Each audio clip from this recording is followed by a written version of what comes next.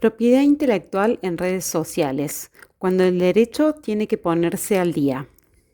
Hoy volvemos con un caso que venimos siguiendo de cerca y que, con el paso de las semanas, se fue convirtiendo en algo mucho más complejo e interesante de lo que parecía al principio.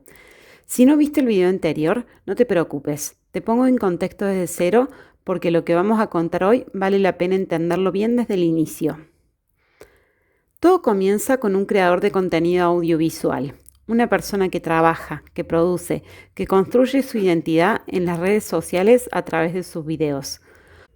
Como cualquier artista de la era digital, su obra vive en plataformas como Instagram o YouTube, y es ahí donde construye su audiencia, su reputación y también su sustento económico. En agosto de 2025, este creador publica un video en sus cuentas oficiales, un trabajo propio, con su marca, con sus créditos, con su identidad visible. Hasta ahí, todo normal. Lo que no es normal es lo que pasó después. Una empresa del norte del país tomó este video, lo editó, le quitó todos los créditos del autor, le insertó su propio logo y sus datos comerciales y lo usó para promocionar un evento propio, un evento con entrada, con público, con beneficio económico concreto para ellos.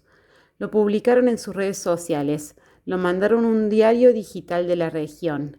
El video llegó a 12.000 personas y el autor original no recibió ni una consulta, ni un peso, ni siquiera un reconocimiento. Eso es una infracción a la propiedad intelectual, pero no cualquier infracción. Es una infracción agravada, porque no se limitaron a copiar el video, sino que lo modificaron para borrar al autor y poner su propia marca en su lugar.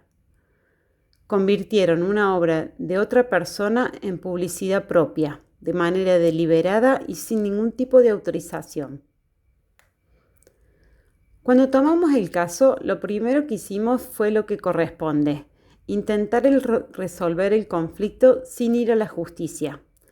Enviamos una carta de intimidación formal a la empresa, explicando la situación, reclamando el cese de la infracción y una indemnización por los daños causados. Le dimos un plazo, esperamos la respuesta. Y la respuesta nunca llegó. La empresa guardó silencio absoluto. No reconoció la infracción, no ofreció nada, no respondió.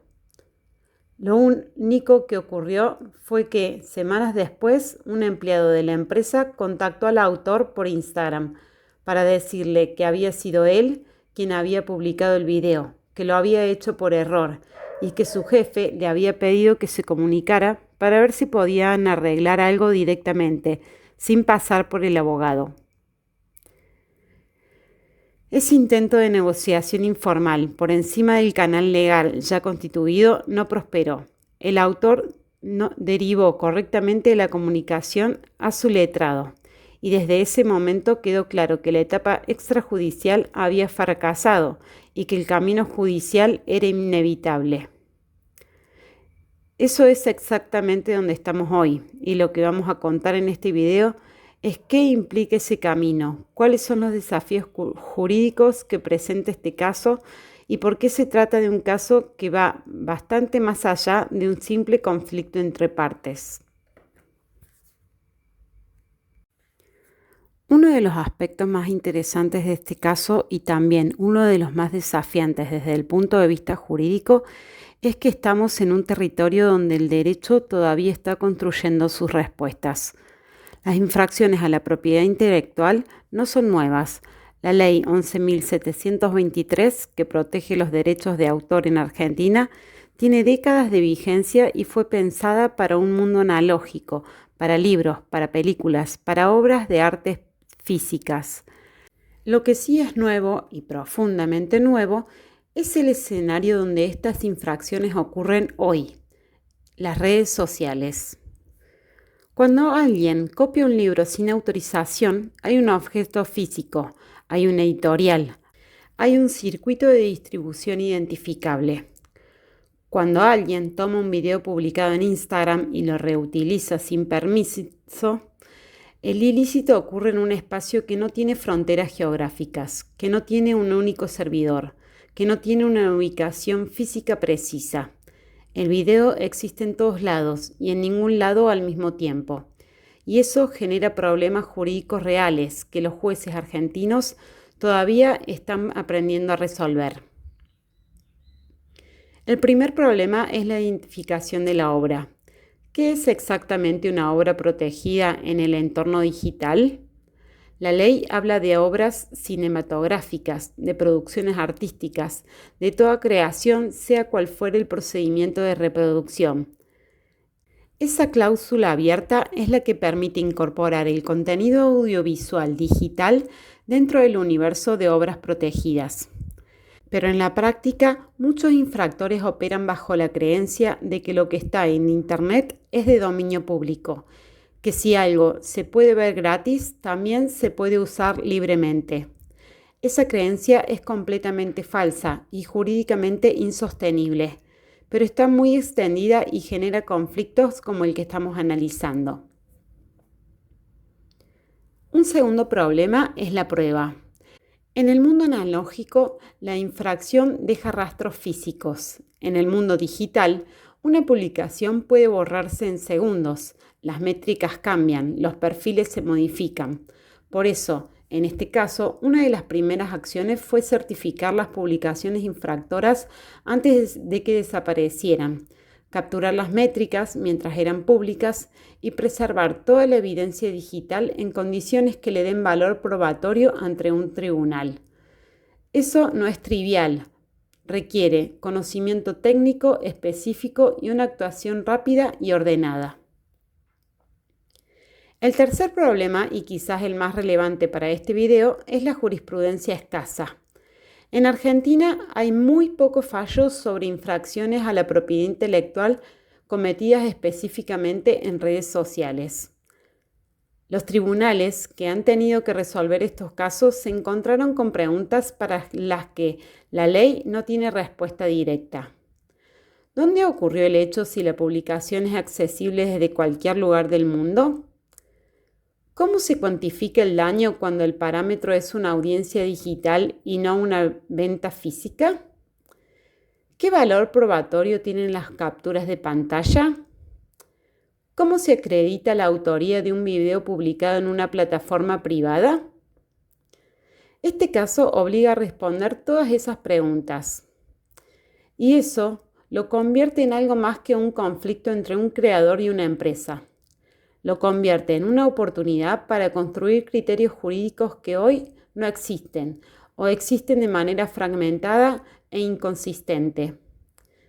Cada vez que un caso así llega a los tribunales y genera una resolución fundada, está contribuyendo a construir un derecho que va a proteger a todos los creadores de contenido que vengan después. Porque el problema no es aislado, es estructural. Los creadores de contenido digital son hoy una categoría profesional nueva, con un mercado real, con tarifas de mercado concretas para el licenciamiento de sus obras, con una audiencia que construyeron con trabajo y dedicación, y, sin embargo, operan en un entorno jurídico que todavía no los protege con la misma eficacia que protege al autor de libros o a un compositor musical. Ese desajuste entre la realidad económica y la protección jurídica es exactamente el espacio donde ocurren infracciones como las de este caso.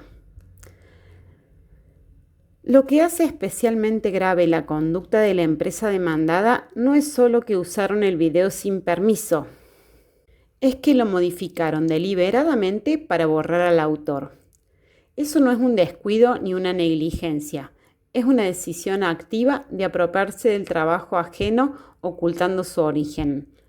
En términos jurídicos, eso se llama dolo, y el dolo agrava la responsabilidad y debe reflejarse en la condena.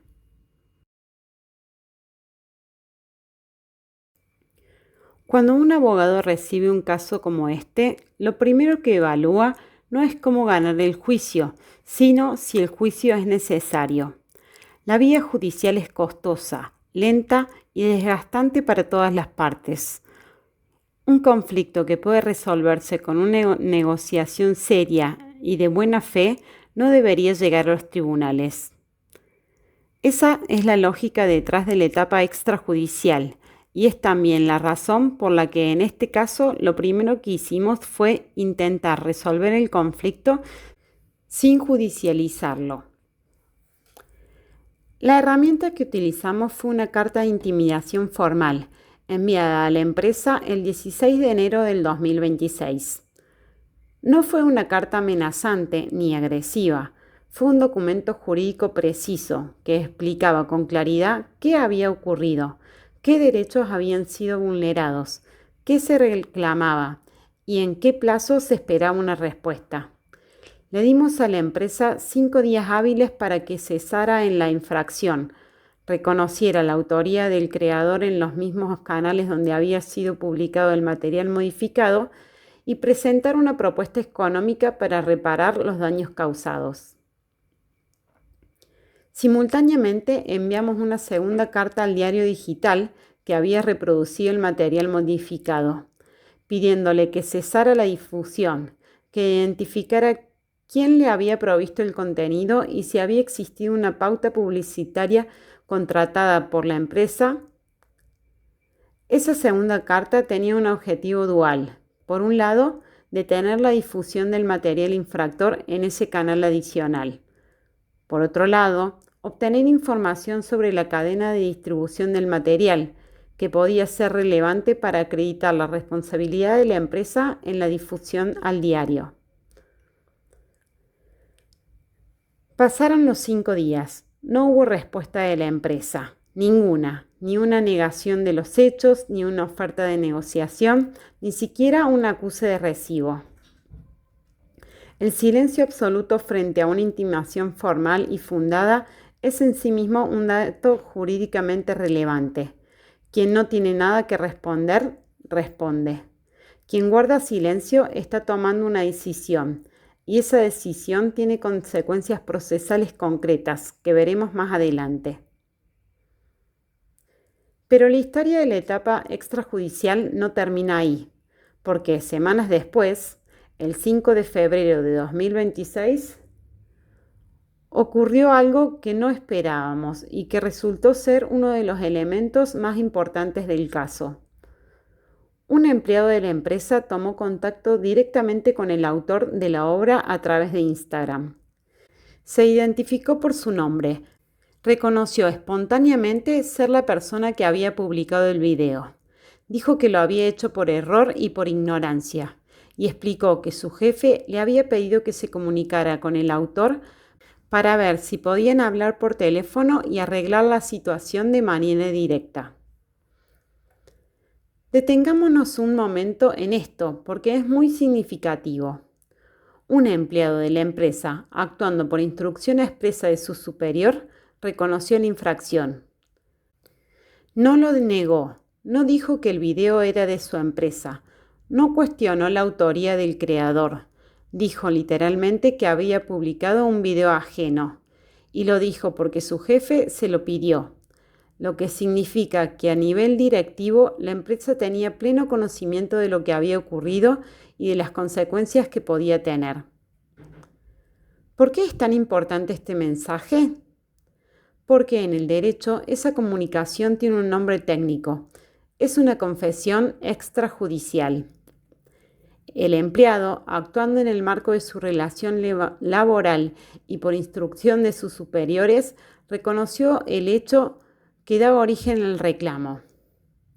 Y eso, ante un tribunal, tiene un valor probatorio enorme. No vamos a necesitar reconstruir laboriosamente la infracción a partir de indicios. Tenemos a alguien de adentro de la empresa diciéndole al autor que sí, que fueron ellos, que publicaron su video. El autor reaccionó con total corrección. No negó la conversación. No intentó sacar provecho personal de este contacto informal. No negoció por encima de su abogado. Derivó inmediatamente la comunicación al letrado y cerró el canal informal.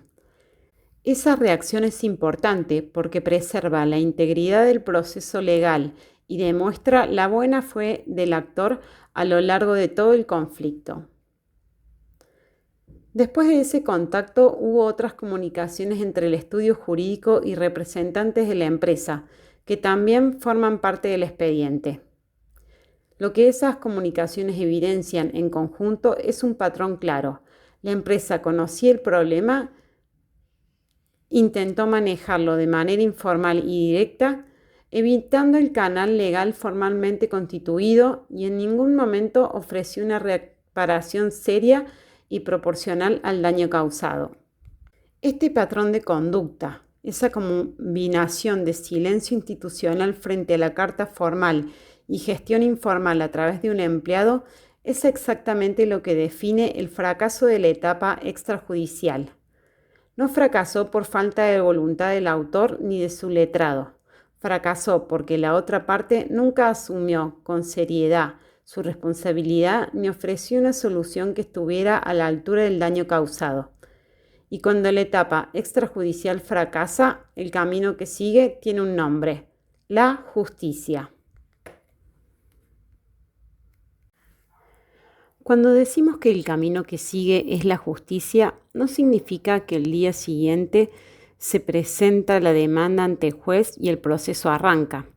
En Argentina, específicamente en la provincia de Córdoba, el sistema procesal civil establece una instancia intermedia que es obligatoria antes de poder iniciar formalmente un juicio.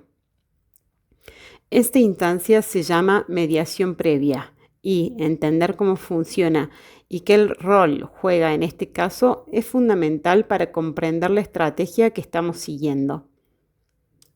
La lógica detrás de la mediación previa obligatoria es simple y razonable. Los tribunales están saturados.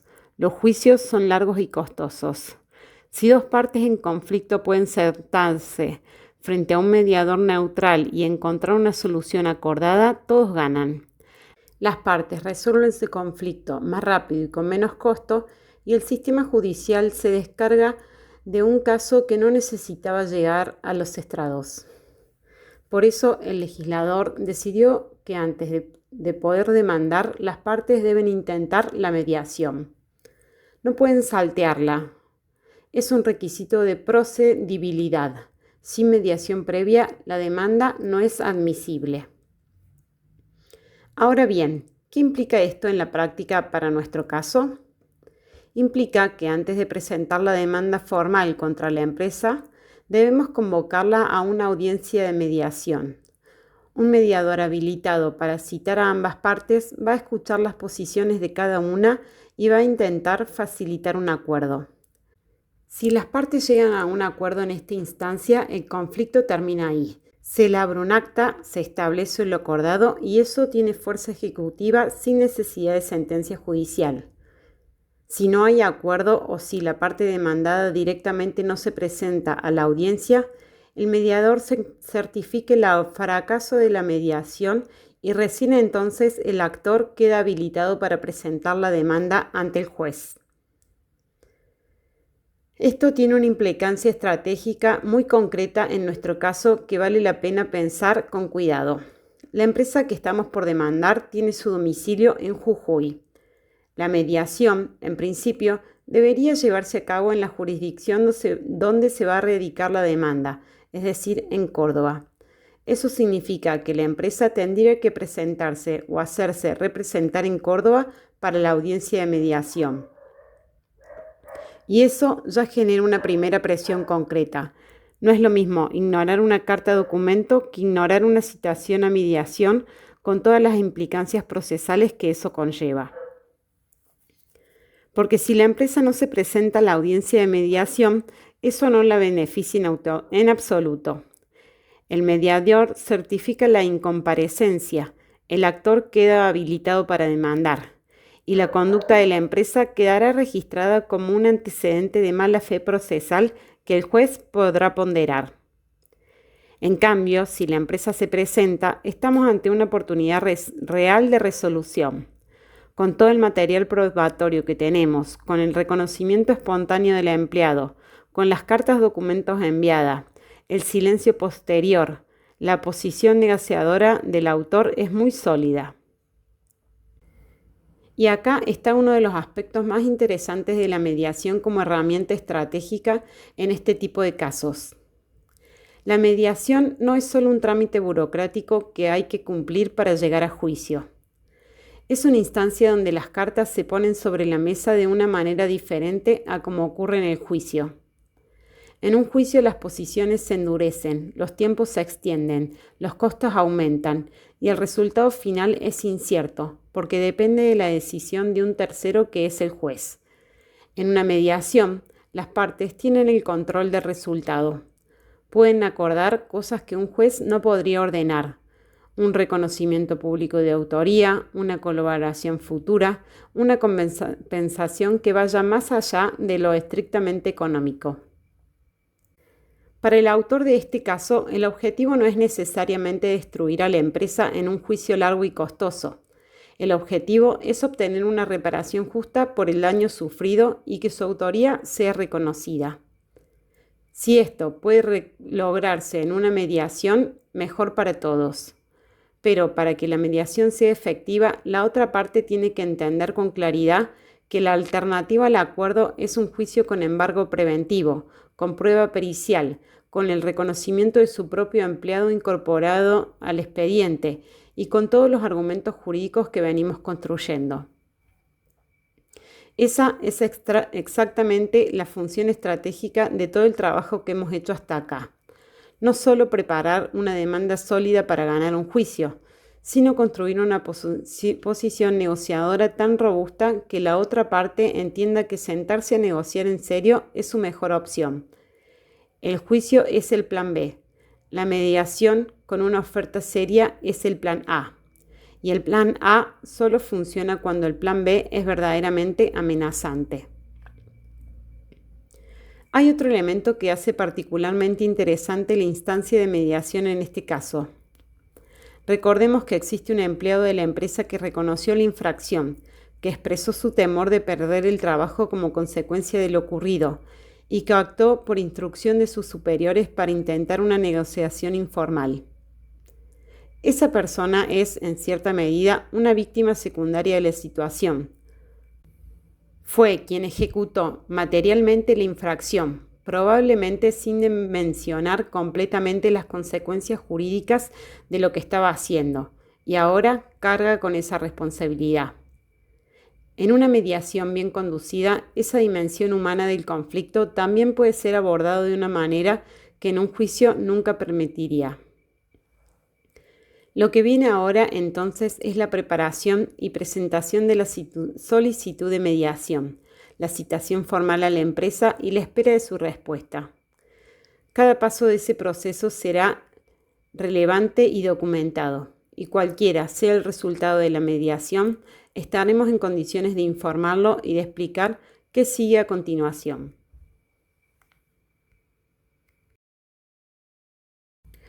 Uno de los temas que más nos consultaron después del primer video y uno de los que más nos ocupó en el análisis jurídico de este caso es el problema de la competencia. Es decir, si terminamos yendo a juicio, ¿ante qué tribunal lo hacemos? ¿En Córdoba, donde vive y trabaja el autor? ¿En Jujuy, donde tiene su domicilio la empresa demandada? ¿O en algún otro lugar? La pregunta parece técnica y aburrida, pero en realidad es estratégicamente determinante, porque el tribunal ante el que se radica la causa puede definir tiempos, costos, posibilidades cautelares y hasta el resultado final del proceso. Para entender este problema hay que partir de una premisa básica del derecho procesal argentino. Las reglas de competencia territorial establecen, en términos generales, que las acciones personales derivadas de hechos ilícitos pueden radicarse a elección del actor ante el juez del lugar donde ocurrió el hecho o ante el juez del domicilio del demandado. Esa regla, que funciona perfectamente para un accidente de tránsito o para una pelea en la vida pública, empieza a crujir cuando el hecho ilícito ocurrió en Internet. ¿Dónde ocurrió el hecho en nuestro caso? La empresa tomó el video, lo editó presumiblemente desde Jujuy, lo publicó en plataformas digitales que tienen servidores en Estados Unidos y este contenido fue visto por 12.000 personas distribuidas en quién sabe cuántos lugares geográficos distintos. Si aplicamos el criterio tradicional del lugar del hecho, podríamos decir que fue en Jujuy, donde operaba la empresa. Pero también podríamos decir que fue en cada pantalla donde ese video se visualizó, o que fue en los servidores de Meta, en California. El criterio clásico simplemente no tiene una respuesta clara para esta pregunta. Y acá es donde la doctrina jurídica más moderna empieza a construir un camino diferente. Los especialistas en derecho digital argentino, entre ellos Eduardo Molina Quiroga y Pablo Palazzi, han señalado con precisión que las propiedades del entorno digital obligan a redefinir los parámetros territoriales tradicionales.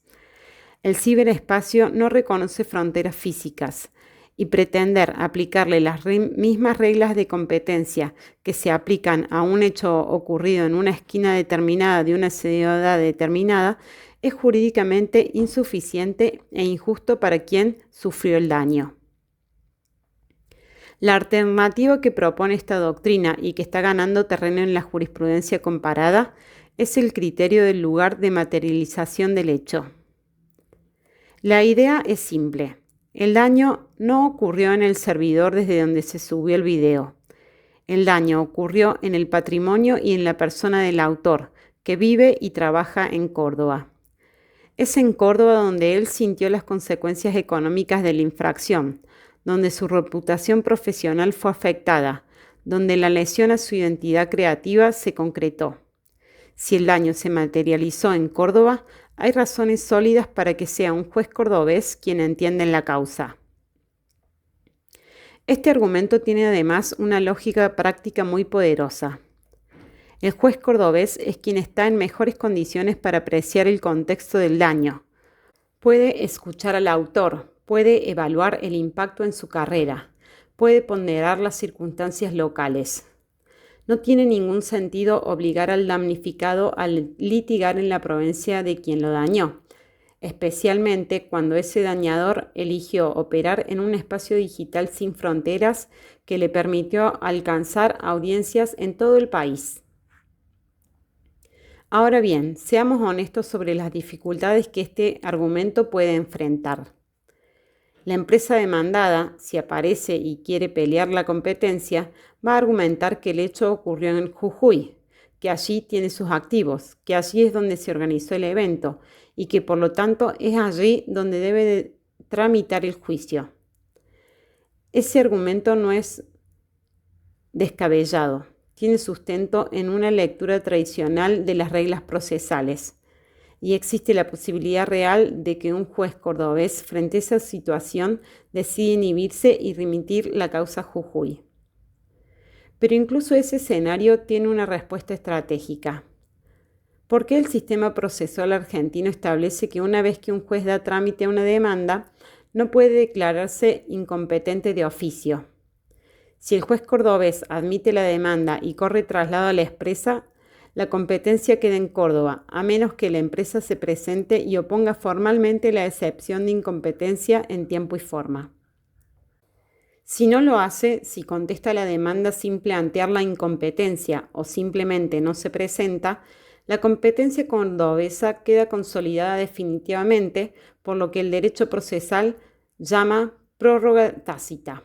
Es decir, la inacción de la demandada puede convertirse paradójicamente en el mejor argumento para mantener el caso en Córdoba. Y si la empresa plantea la incompetencia, se abre un camino recursivo que pasa por el juez de primera instancia, luego por la Cámara de Apelaciones y eventualmente por el Tribunal Superior de Justicia de Córdoba. Cada una de esas instancias es una oportunidad para construir jurisprudencia sobre competencia e infracciones digitales, un área donde hoy hay más preguntas que respuestas. Ese recorrido puede ser largo, pero tiene un dato fundamental a favor del autor. La prescripción queda interrumpida desde el momento en que se presenta la demanda, aunque sea ante un juez que luego resulte incompetente. Los derechos del autor están protegidos independientemente de cómo se resuelva la discusión de competencia. Hay un elemento adicional en este análisis que merece una mención especial porque agrega una capa más de complejidad jurídica. Cuando las partes de un conflicto están domiciliadas en diferentes provincias argentinas, entra en juego el artículo 116 de la Constitución Nacional, que establece que las causas entre vecinos de diferentes provincias corresponden a la justicia federal. Nuestro autor es de Córdoba, la empresa es de Jujuy. Técnicamente, ese artículo aplica, pero aplicarlo no es automático ni conveniente en este caso.